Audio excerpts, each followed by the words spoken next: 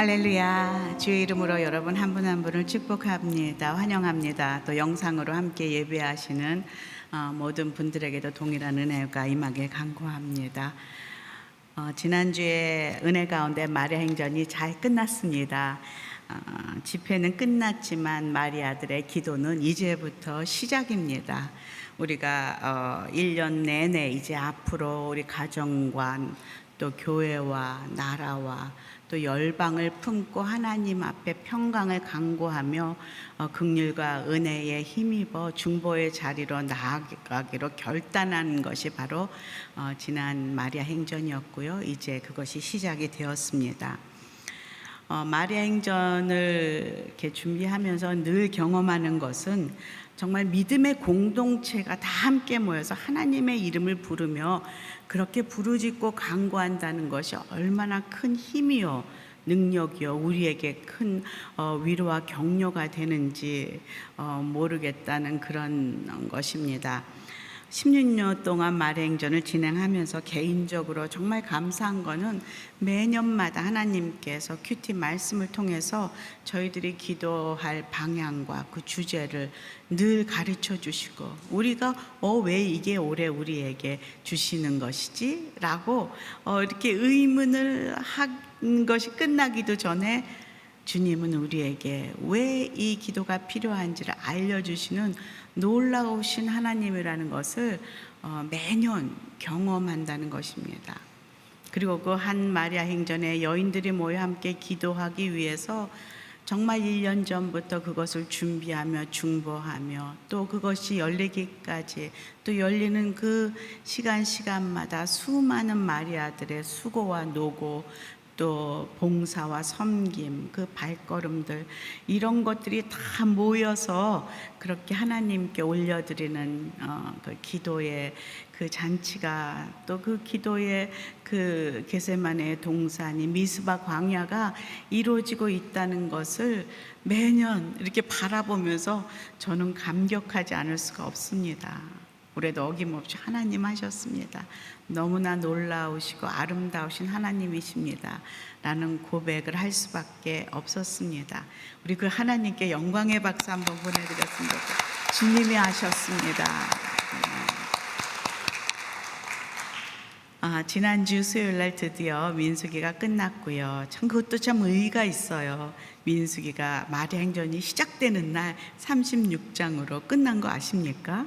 그리고 우리 궁금해요. 오늘은 무슨 말씀을 주시려나. 딱 폈더니 슬로보앗의 딸들이 등장하더라고요. 누굽니까? 가문을 위해서 자신의 가문의 대가 끊기는 것을 위해서 땅 분배를 할 때 자신들이 그 소외된 것에 대해서 하나님 앞에 그 문제를 들고 나아갈 때 하나님이 슬로보앗의 딸들이 옳다 하면서 그의 요구와 기도를 들어주지 않습니까? 그리고 마지막 36장의 그 여인들이 하나님의 말씀에 그 공동체의 그 질서에 순종하면서 그렇게 민수기를 끝내는 것을 보면서 하나님 정말 멋있다. 끝까지 우리와 함께 하시는 그 하나님을 찬양했고요. 그 아침에 그것을 큐티하신 우리 교육자들, 사역자들이 그 말씀을 나누면서 막 서로 격려하고 오늘 아침에 하나님이 주신 말씀이라고 마리아 행전에 시작하기 전에 저희가 얼마나 기쁨으로 이 말씀을 나눴는지 모르겠습니다. 그리고 시편에 들어갔어요. 이제 시편은 사실 150편의 시편이 5개의 큰 걸로 이제 절로 나뉘어져 있는데요.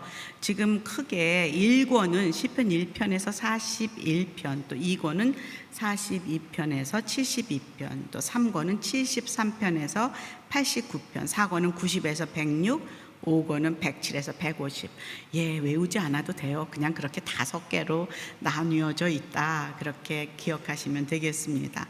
그런데 매 권마다 그 마지막 후렴구가 아멘, 아멘 혹은 할렐루야, 할렐루야 이렇게 끝을 맺고 있다는 것을 보면은 시편은 그 전체가 하나님께 바치는 거대한 찬양이다라고 할 수가 있습니다. 성경의 다른 책들은 하나님께서 우리에게, 인간에게, 하나님의 백성들에게 말씀을 하신다면 시편은 말씀하시는 하나님을 향한 우리의 반응이요, 우리의 고백이요, 우리의 답변이라 할 수가 있습니다. 이번 달에 우리가 묵상하는 시편 37편부터 89편은 이제 3권에 속한 그런 시편들인데요. 시편에 보면은 하나님의 놀라우신가, 창조의 그 기적과 얼마나 신실하신지 찬양하고 감사하고 기뻐하는 그런 찬양의 시가 있다 하면은, 또한 어려운 상황 가운데에서 세상에 짐을 지고 자신의 고통과 절망 가운데에서 자신의 어려움을, 자신의 절망을 토로하는, 그렇게 내어뱉는 탄원시가 있습니다.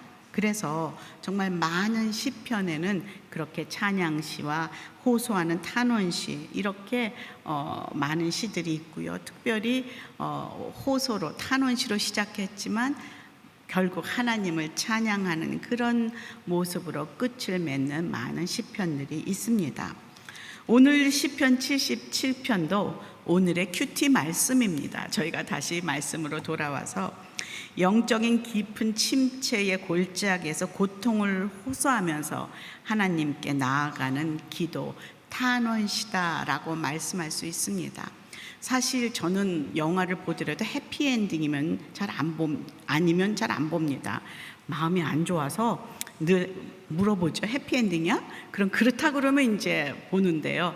오늘도 밑에서 이 말씀을 김은아 목사님과 우리가 읽으면서 오늘의 말씀은 어떤 면에 보면은 해피엔딩으로 끝나지가 않습니다.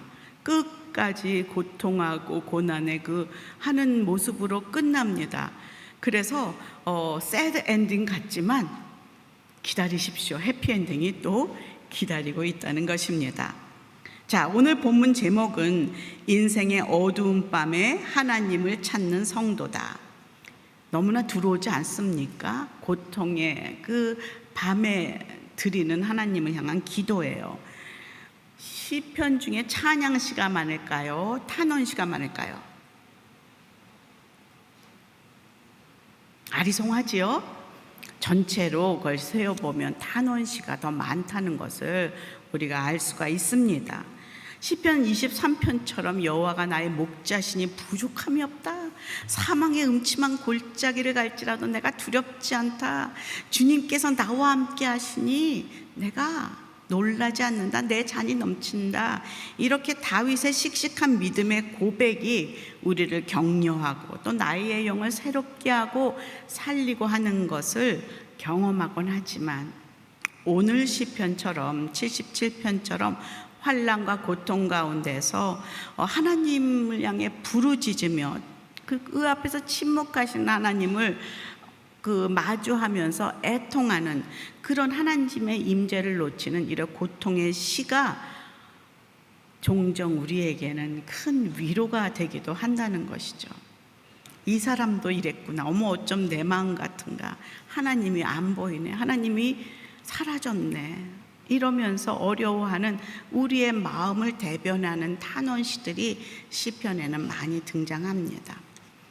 오늘 이 아삽의 시의 고통 가운데 부르는 한편의 이 애통하는 그 탄원시, 그러나 이런 애통의 그 탄원시 안에 놀라운 그 특징들이 숨겨져 있습니다.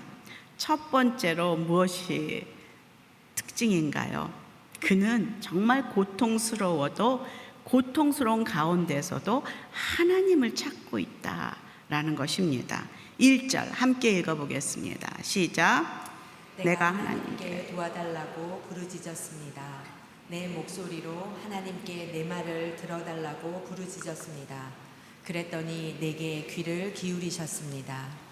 지금 이 말씀 속에서 시인의 문제가 무엇인지, 어떤 고통을 겪고 있는지 확실히 나와 있지는 않지만, 지금 도와달라고, 내 기도를 들어달라고 목소리를 높여서 하나님께 기도를 하고 있습니다. 지금 절규하고 있다는 것은 자기가 감당할 수 없는 깊은 고통과 절망, 그 안에서 절규하고 신음소리 같은 애통함으로 기도를 드리고 있다는 것을 알 수가 있습니다. 여러분 살아가면서 이런 고통을 경험하신 적이 있으십니까? 정말로 죽을 것 같고 이제 사는 게 더 이상 의미가 없는 것 같은 그런 경험들, 어찌할 바를 몰라서 절망 가운데 정말로 힘들었던 그런 경험들, 피할 수 없는 상황 앞에서 관계 속에서 믿었던 사람의 심한 배신으로 분노하고 절망하고 억울하고 했던 그런 순간들, 또 사랑하는 사람의 죽음 앞에서 정말 힘을 낼 수가 없었던 그런 경험들, 앞이 다 막혀서 옴짝달싹 할 수 없는 것 같고 마치 우리 안에 갇힌 동물처럼 무기력하게 나날을 보낸 그런 시간들은 없으십니까? 어쩌면 이 안에서, 지금 오늘 이 안에서도 이런 어려움을 지나가는 사람이 우리 여인들이 있을 수 있습니다. 그러나 하나님 안에서 하나님은 우리에게 말씀하십니다. 내가 그때 너와 함께한다. 우리는 종종 사람들에게 야, 하나님 믿는데 그런 절망이 우리에게 왜 있냐? 우리 하나님은 만사 형통이지, 막 즐겁다, 막 이렇게만 있다고 생각하는 사람들이 있을까요? 우리 종종 막 맨날 간증을 그런 것만 하니까 하나님 믿는 사람 막 그렇게 막 부귀 영화만 누리고 막 승리만 있고 막 즐거움만 있고, 그거는 오해입니다. 우리도 절망하고 죽고 싶고 앞이 막혀서 깜깜할 때가 얼마나 많이 있는지 모릅니다. 그러나 오늘 이 시간, 지금 이 기도하는 이 시인은 신세를 한탄하는 것 같고 믿음이 없는 것 같아 보이지만 그는 믿음의 사람이라는 것이에요. 절망 가운데서도 눈에 아직 보이지는 않지만 고통 속에서도 멈추지 않고 하나님 앞에서 쉬지 않고 나아가는 것, 이것이 그가 믿음의 사람임을 보여주는 것입니다. 사람들에게 눈 돌리지 않고 계속 고통 가운데 하나님의 이름을 부르는 것이 바로 믿음입니다. 길게 멋진 기도는 하지 못하지만 아주 솔직하게 자신의 마음을 토해내며 죽게 되었다고 하나님 살려달라고 간절하게 하나님을 붙잡는 것, 그것이 바로 믿음입니다. 하나님은 우리의 이렇게 연약한 모습을 이미 알고 계셔요. 그래서 너희가 어렵고 고통 가운데 이렇게 해라 라고 말씀하십니다. 예레미야 33장 3절 함께 보겠습니다. 33장 3절 시작. 내게 부르짖어라. 그러면 내가 내게 대답하겠고 내가 알지 못하는 크고 비밀스러운 일들을 내게 알려줄 것이다. 그리고 약속하십니다. 나에게 오면 너의 그 염려 걱정, 내가 지고 있는 그 무거운 짐을 내려놓으면 상황과 상관없이 너의 영혼이 쉼을 얻을 것이다 라고 마태복음에 말하고 있죠. 우리 마태복음 11장 28, 29절 함께 읽어볼까요? 시작. 수고하고 무거운 짐을 진 다 내게로 오라. 내가 너희를 쉬게 할 것이다. 나는 마음이 온유하고 겸손하니 너희는 내 멍에를 메고 내게서 배우라. 그러면 너희 영혼이 쉼을 얻을 것이다 라고 약속하고 계신다는 것이죠. 이 시인의 기도를 보면 어려운 상황 속에서도 지금 사람에게 의지하지 않고 하나님을 찾았고 또 자신의 문제를 고쳐달라고 계속 기도하고 있지 않아요. 오직 이 고난 속에서 하나님의 얼굴을 찾아요. 하나님 어디 계세요? 하나님을 찾고 있다는 것이 놀라운 일입니다. 2절 함께 읽어볼까요? 2절 시작. 내가 고난 가운데 여호와를 찾았습니다.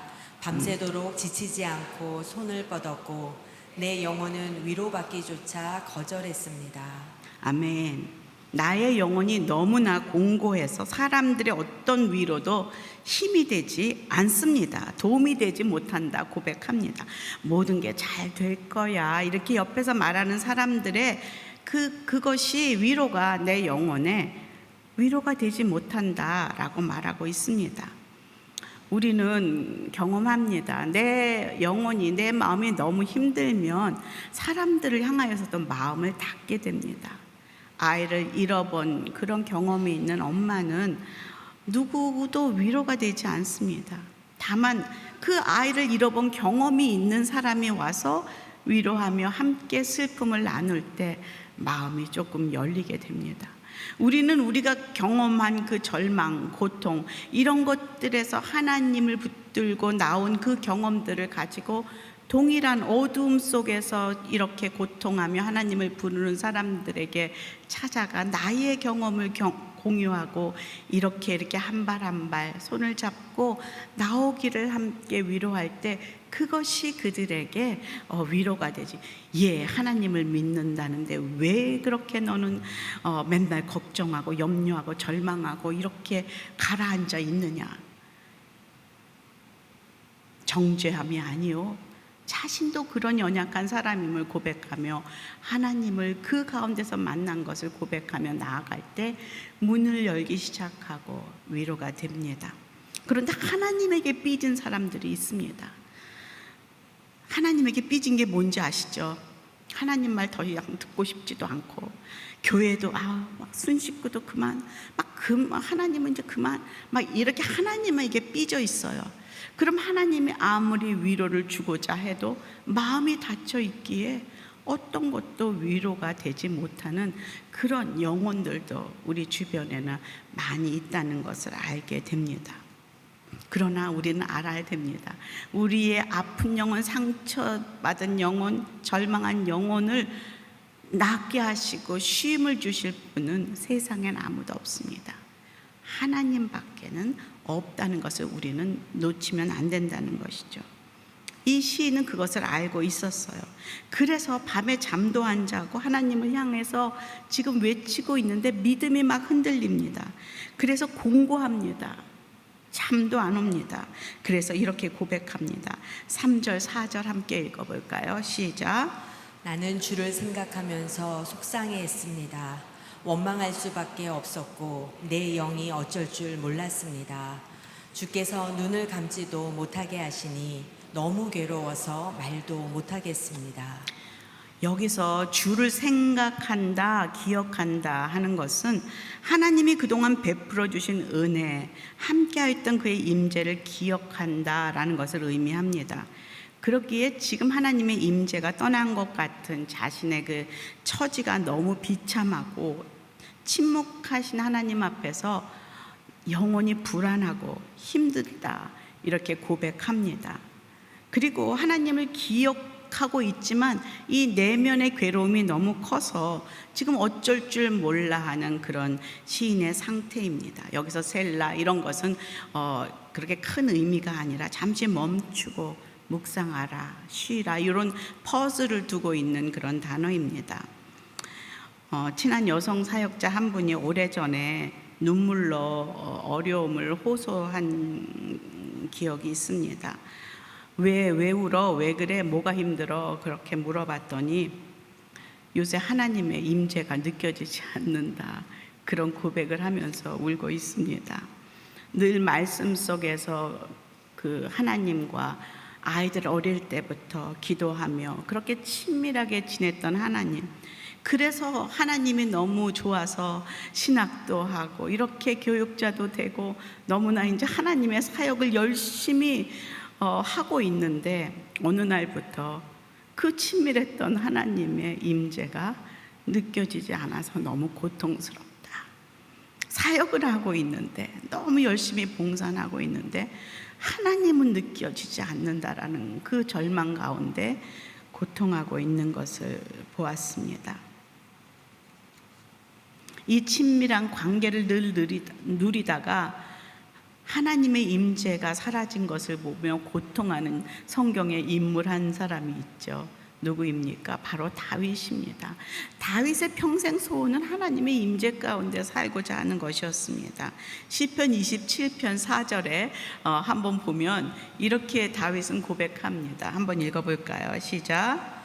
내가 주께 정한 한 가지 소원 그 하나만을 얻으려고 애쓸 것이니 한평생 주의 집에 살면서 주의 자비로우신 모습을 보는 것과 성전에서 주님과 의논하면서 살아가는 오직 그것뿐이다. 이것이 다윗의 소원이었어요. 늘 성령 안에 거하는 것. 그런데 밧세바로 인하여 그 간음죄를 짓고 나서 하나님의 임재가 떠나며 죄로 인해 함께할 수 없는 그 하나님의 영으로 인해 정말로 고통 가운데 들어가며 시편 51편은 이렇게 하나님 앞에 기도합니다. 11절 12절 51편 함께 보겠습니다. 시작. 주 앞에서 나를 쫓아내지 마시고 주의 성령을 내게서 걷어가지 마소서.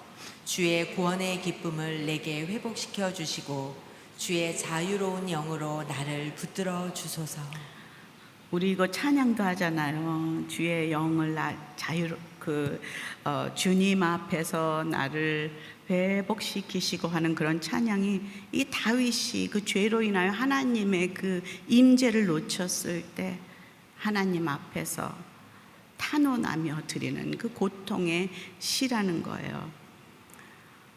우리는 이런 나의 삶에 하나님의 임재가 사라진 것으로 고통하고 마음 아파하십니까?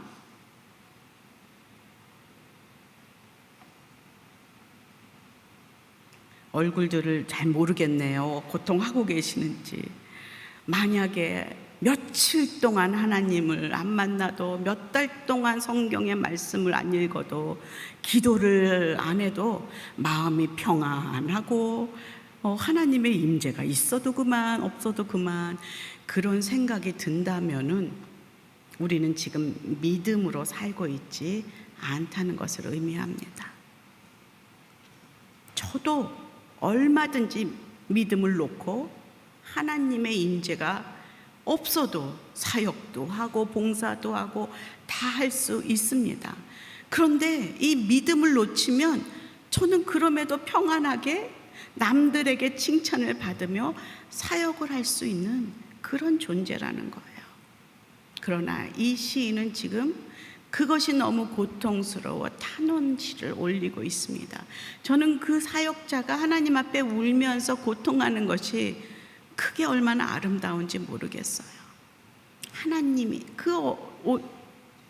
애들 어릴 때부터 말씀 속에서 만났던 하나님, 나에게 말씀하셨던 하나님, 나와 동행하셨던 그 하나님의 그 친밀함이 이 많은 사역 가운데서 매일매일 애쓰고 힘쓰지만 느껴지지 않는다는 그 고통으로 눈물을 흘리는 그것이 정말 저희가 붙들어야 할 믿음의 모습이요, 배워야 할 것이라고 믿습니다.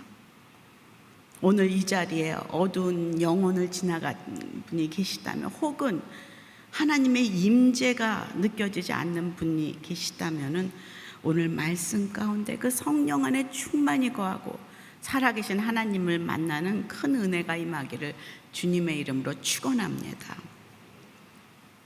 인생의 어두운 밤에도 하나님을 찾는 이 성도, 이 시인의 기도에 나오는 두 번째 특징이 있습니다. 그것은 과거를 기억하면서 기도하고 있다는 거예요. 5절 한번 읽어보겠습니다. 5절입니다. 시작. 내가 옛날 오래전 일을 생각해 봅니다. 밤에 부르던 내 노래를 기억해 봅니다. 내가 마음으로 깊이 생각하며 영에게 곰곰이 물어봅니다.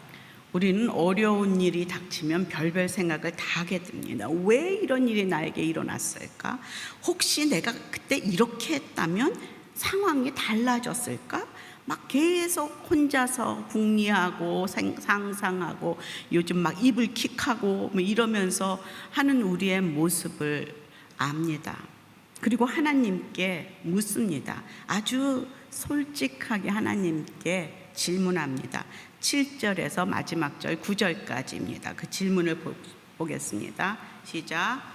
여호와께서 영원히 버리시려나 더 이상 은총을 베풀지 않으시려나 그 신실하신 사랑이 영원히 그쳤는가 그 약속이 영원히 끝장나 버렸나 하나님께서 은혜 베푸시기를 잊어버리셨나 진노하셔서 그 부드럽던 자비의 마음을 거두셨나.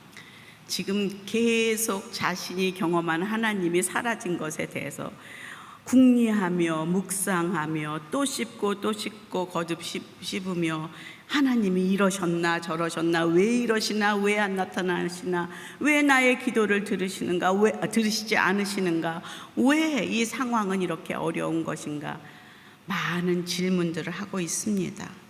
우리도 이런 질문 하지 않습니까? 하나님은 사랑이시라는데 왜 이런 일이 일어나는가? 하나님이 나를 떠났나? 나를 미워하나? 은혜의 하나님이 아니었나? 나에게 지금 벌 주고 계시는 것인가? 다양한 생각이 오고 갑니다. 하나님은 간 곳이 없고 기도해도 나의 기도 들으시는지 반응이 없고 나는 이제 어떻게 해야 하는가? 저는 이런 생각이 드는 것은 육신을 입고 사는 저와 여러분들에게 자연스러운 일이라 생각합니다. 우리는 한 대 맞으면 아픕니다. 그리고 불에 손을 대면 뜨겁습니다. 우리는 가다가 고통을 당할 수도 있고 교통사고를 당할 수도 있고 다양한 그런 것들이 생기면서 다양한 생각들이 내가 어제 기도를 하지 않아서 아침에 교통사고가 났나? 막 이런 생각 해본 적 있으십니까? 하나님 그런 분 아닌데 우리가 막 오해를 하고 있는 겁니다. 그래갖고 나도 시험 들고 남도 시험 들게 하고 내가 이렇게 믿음이 아닌 걸 잡고 시험에 들면요 옆에 사람들도 다 어렵습니다. 이런 말이 있습니다. 머리가 새가 머리 위를 지나가는 것 그리고 잠시 날라와 내 머리에 앉는 것은 내가 어쩔 수 없지만 새가 내 머리에 계속 앉아서 둥지를 트게 만드는 것은 나의 잘못이다 라는 말 들어보셨습니까? 우리는 아프면 다양한 생각이 들을 수가 있습니다. 그러나 그 생각들을 내가 묵상하며 내 머리에 심으며 이게 믿음이 아닌 것을 가지고 자꾸 풀려서 그렇게 나에게 적용하고 사람들에게 말하고 막 선포하고 막 이렇게 하는 것은 그것은 믿음의 행위가 아니라는 것이죠. 왜냐하면 그런 둥지와 그런 생각들이 내 안에 있을 때에 조용히 파고드는 사단의 그런 유혹들이 있습니다. 내 생각인 것처럼 찾아오는 음성이 있습니다. 하나님은 영이십니다. 하나님이 우리에게 말씀하실 때 저는 옛날에 처음 하나님 안 믿을 때는 그런 생각을 했어요. 하나님이 호영아 오늘은 이렇게 하여라 뭐 이렇게 그렇게 말씀하신 하나님이신 줄 알았어요. 사단도 막 이렇게 막 이상한 걸 쓰고서 막 나타나서 막 이렇게 무섭게 하는 줄 알았는데요. 하나님도 사단도 영입니다. 성령이요 악한 영은 우리의 영을 타고 들어와 조용히 내면의 소리처럼 속삭입니다. 내 생각처럼 속삭입니다. 그래서 나를 혼동하게 만드는 거예요. 그런데 믿음의 소리로 가만히 들어보면요, 이것이 내 소리인지 하나님의 소리인지 사단의 소리인지 우리는 분별할 수가 있습니다. 왜냐하면 하나님은 말씀의 그 언약을 말씀하신다면 사단은 우리의 본능과 두려움을 건드리며 들어오고 있습니다. 그래서 사단은 이런다. 맞아, 하나님이 어딨어? 하나님 너를 버렸지. 내가 그 모양인데 내가 그게 거룩하지 못하고 야 지금 내가 큐티한 지가 몇 년이냐. 내가 근데 누가 너를 그 하나님도 너를 좋아하지 않아. 거짓말했잖아. 너 실패자. 누가 널 사랑하겠니? 누가 널 용서하겠니? 넌 낙오자야. 봐, 하나님 떠났잖아. 기도 응답도 없잖아. 사람들도 너를 다 싫어할 거고 너는 곧 버려질 거야. 이런 것이 우리의 영혼에 들어와 속삭이기 시작하면 우리를 나락으로 떨어뜨리며 깊은 내면에 상처를 입히고 우리가 우울하게 하고 우리를 일어나지 못하게 무기력하게 만드는 그 사단의 음성이 있다는 것이죠. 지금 이 시인이 믿음의 사람이라고 이야기하는 것은 그런 어려움 가운데에서도 사단의 소리가 아니라 믿음을 잡고 하나님을 계속 부르고 있다는 거예요. 대단하게 기도할 필요 없어요. 하나님, 하나님, 주여, 주여. 주의 이름만을 계속 붙들고 주님의 그 말씀을 붙잡고 나아갈 때 주님이 나를 회복하시는 것을 경험하게 될 줄로 믿습니다. 하나님은 우리에게 늘 말씀하시고 우리가 듣고자 기다리면 언약하시고 우리를 살리시는 좋으시고 선하신 하나님이십니다. 언약을 지키신 하나님이죠. 예레미야는 눈물의 선지자입니다. 걔가래 제가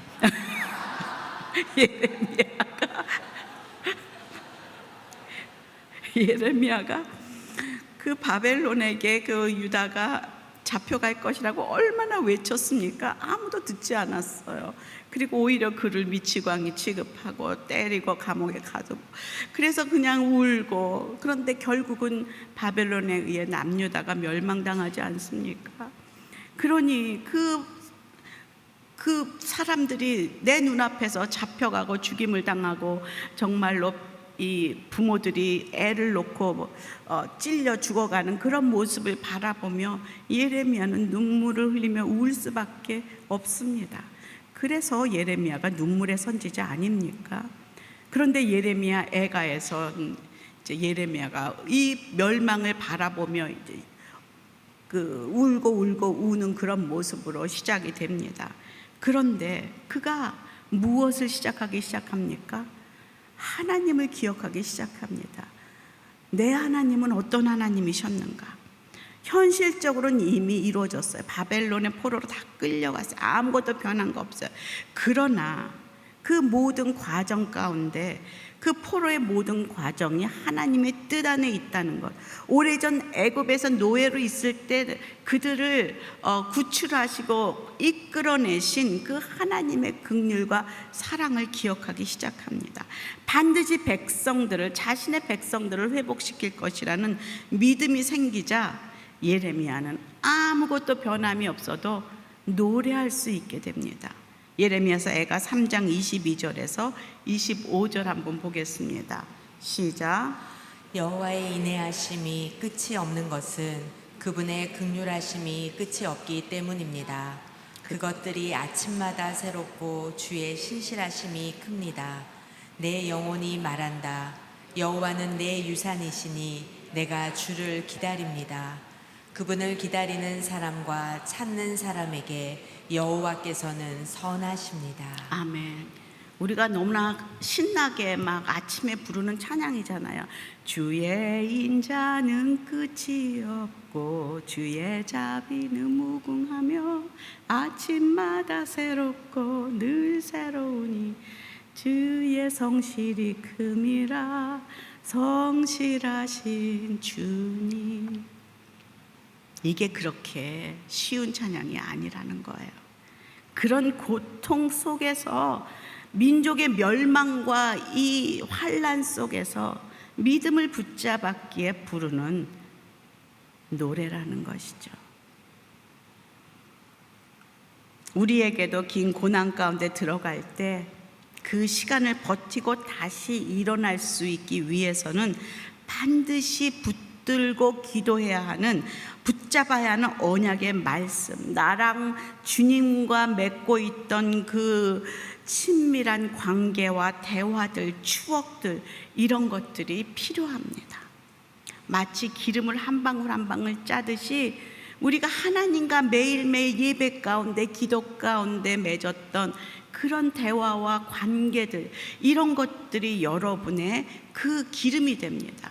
그래서 여러분이 환난에 들어갈 때, 광야 가운데 들어갈 때에 그때 붙들었던 언약의 말씀, 그때 잡았던 주님의 옷자락, 그때 눈을 마주쳤던 그 눈 마주침, 이런 것들이 그 광야 가운데서 여러분을 지탱시켜주고 기다릴 수 있고 인내할 수 있고 다시 승리할 수 있도록 탄원의 시에서 기도해서 감사와 찬양의 기도를 드릴 수 있도록 도와주는 밧줄이 된다는 것이죠.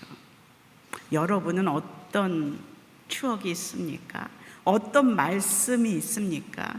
힘들고 어려울 때마다 붙잡는 그런 여러분의 그 무기가 있습니까? 여러분의 양식이, 영의 양식이 있습니까? 많은 사람들에게 물어보면 내가 정말 힘들었을 때 난 여호수아 1장 9절을 붙들었어. 염려하지 말고 강하고 담대하라. 두려워하지 마라. 낙심하지 마라. 내가 어디를 가든지 여호와 너 하나님이 함께 하실 것이다 라고 말하는 많은 사람들을 만났습니다. 혹시 여기도 계십니까? 여호수아 1장 9절을 붙들고 힘들 때 이겨냈던 경험들. 또 시편 41편 10절도 내가 너와 함께하고 있다. 걱정하지 마라. 내가 너를 강하게 하고 너를 돕겠다. 내 의로운 손으로 너를 붙들어 주겠다 라고 또 약속을 붙잡고 그 힘든 광야를 버텼다라는 고백들도 있습니다. 시편 23편 뭐라 합니까? 여호와는 나의 목자시니 부족함이 없다. 내가 사망의 음침한 골짜기도 두렵지 않다. 내 잔이 넘친다 라는 그 말씀을 가지고 또 사막을, 광야를 보냈다라는 고백도 있습니다. 빌립보서에 내가 능력 주는 자 안에서 모든 것을 할 수 있다, 이것을 붙들고 지탱한 사람들도 있습니다. 시편 27편에 주님은 나의 빛이고 내 구원이시니 내가 두려워하지 않겠다. 여호와는 내 삶의 힘이요 내가 누구를 무서워하리요 라는 그 시편을 붙잡고 온 사람들도 있습니다. 수많은 언약들을 붙잡고 자신과 주님만의 그 관계를 붙잡고 기억을 붙잡고 하나님의 실제를 붙잡고 우리는 살아갈 때 어려움과 두려움과 광야와 사막과 거친 들판을 우리가 지나갈 그때에 우리를 지탱시키고 넉넉하게 이길 수 있는 힘이 될 줄로 믿습니다. 우리가 지난번에 마리아 행전을 하면서 여러분에게 드린 카드가 있습니다. 바로 이 카드입니다.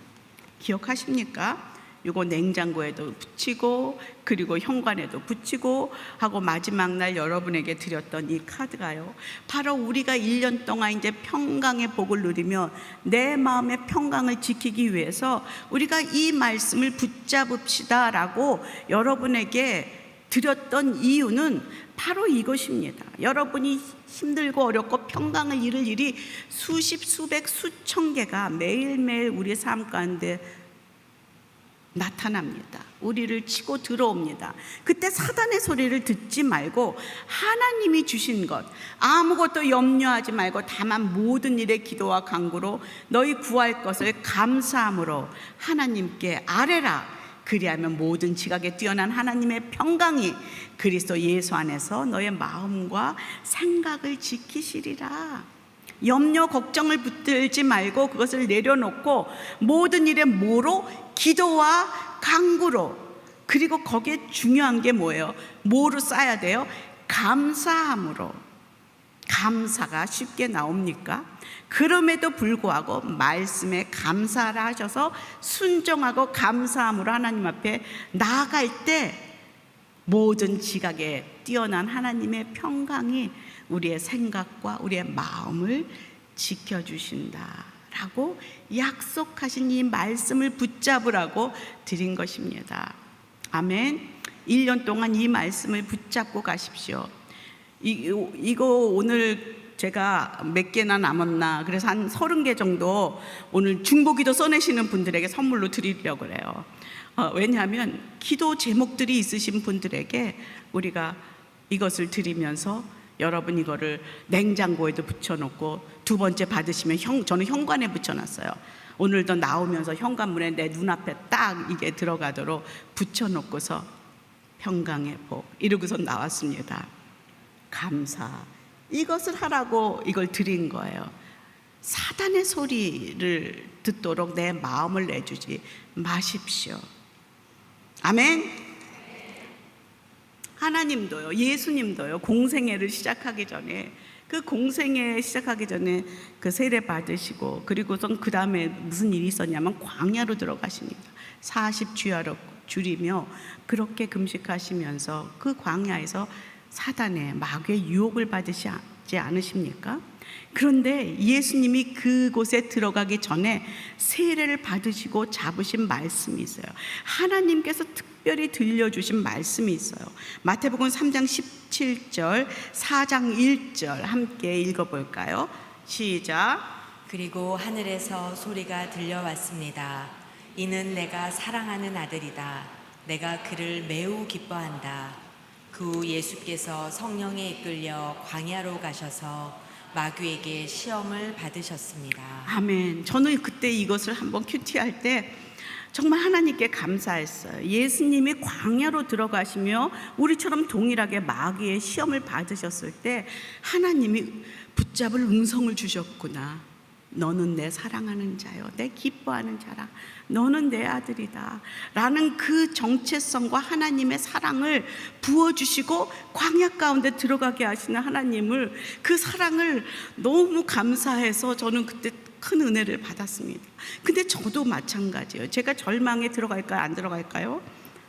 예, 들어갑니다. 저도 어떨 땐 정말 무기력하게 이게 뭔가 싶은 그런 때가 있습니다.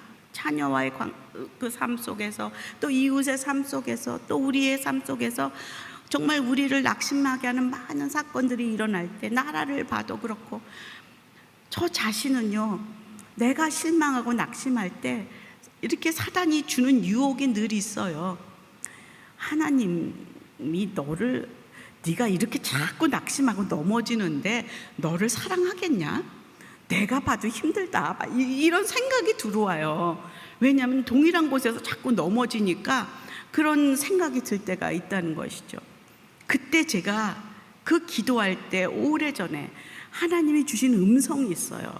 그게 무엇이냐면, 내가 너를 사랑하는 것은 내가 무엇을 잘해서가 아니라 내가 내 딸이기에 나를 사랑한다.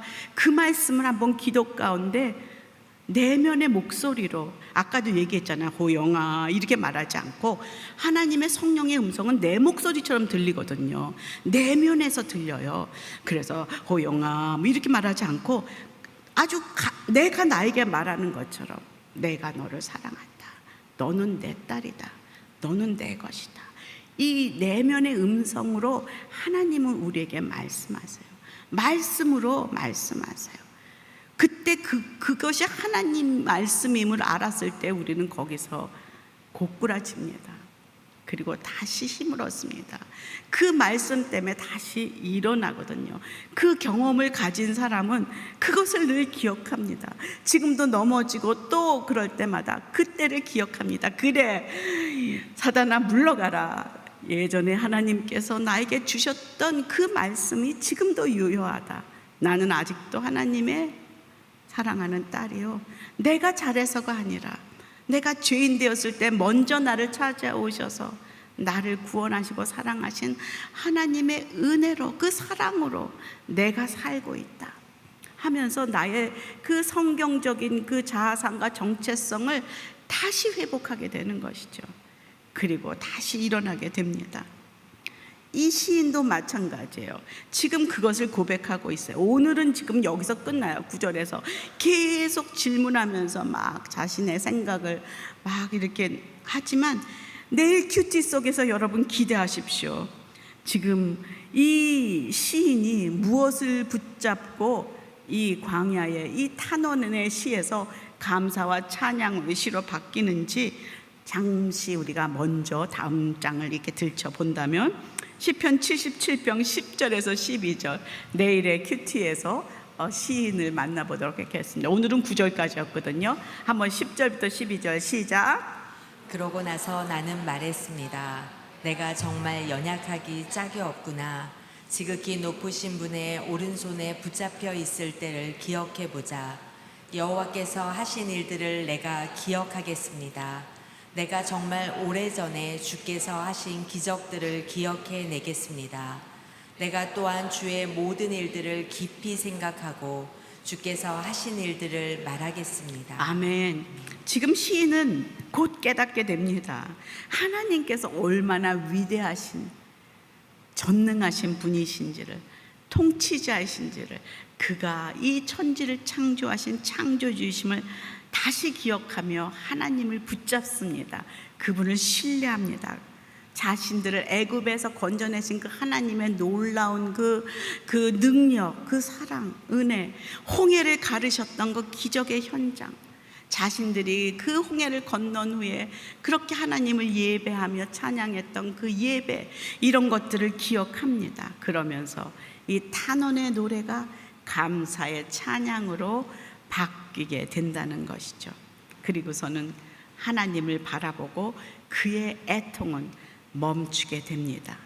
기대하십시오. 내일 여러분의 애통이 이 시인과 함께 멈추기를 간절히 축원합니다. 거친 파도 날 찾아와도 주와 함께 날아오르겠습니다.